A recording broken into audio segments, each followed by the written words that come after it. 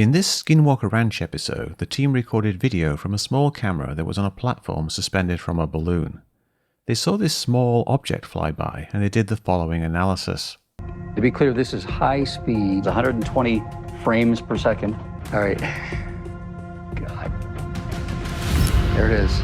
Okay, so it's moving really damn fast if it's anywhere further than right next to the camera lens. It goes behind it.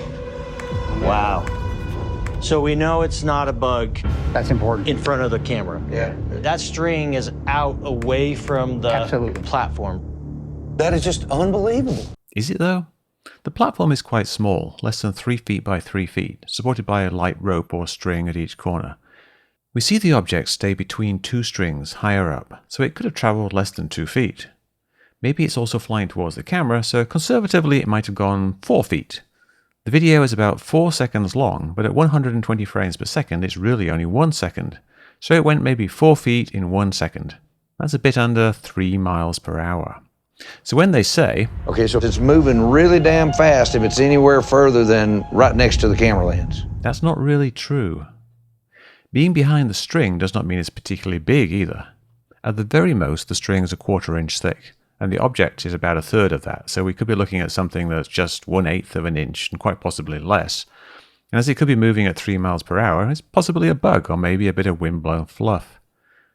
And if, as they claim, In 2 of the cameras, we actually caught this, so we know that it wasn't a bug flying close to the camera.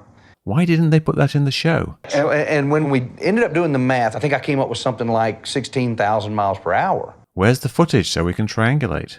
Being on 2 cameras alone means nothing other than it was at least a few feet from the lens, which we already know. There's an endless stream of this type of things in the same episode.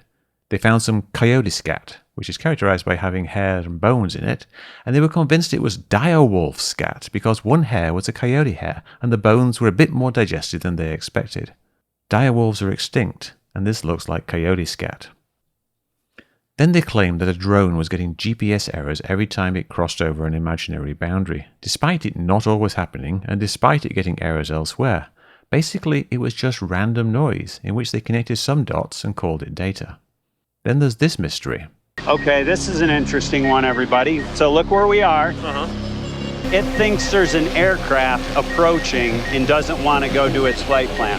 That's nuts. And we don't see one, right? No, there's nothing. The drone's warning system detected an aircraft right in front of it that stopped it from flying. We got that cannot take off aircraft in the area. Aircraft approaching geozone does not mean an aircraft is approaching. In this context, the aircraft is the drone itself.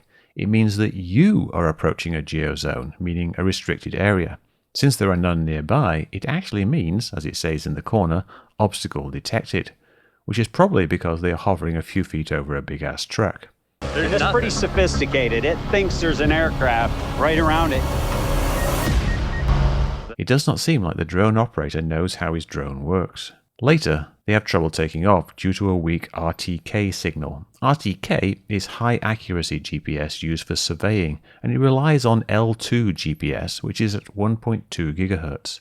They are also broadcasting from the balloon a strong 1.2 GHz signal, which could very well interfere with the L2 GPS and make the RTK GPS not work. Yet their lead scientist says, How is putting a balloon up in the sky keeping you from launching your drone?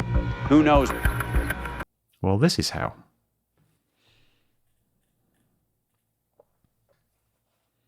Then, they have what they describe as, We're carrying the TriField meter, measuring the radiation in the environment. but it's not set to measure radiation, it's set to measure low-frequency magnetic fields, because it's a device marketed to people paranoid about their home electricity making them sick. Basically, it's an AC current detector, and it should read 0 outdoors. And yet their lead scientist says, Guess what the dadgum TriField meter's reading right now? What? 0, 0.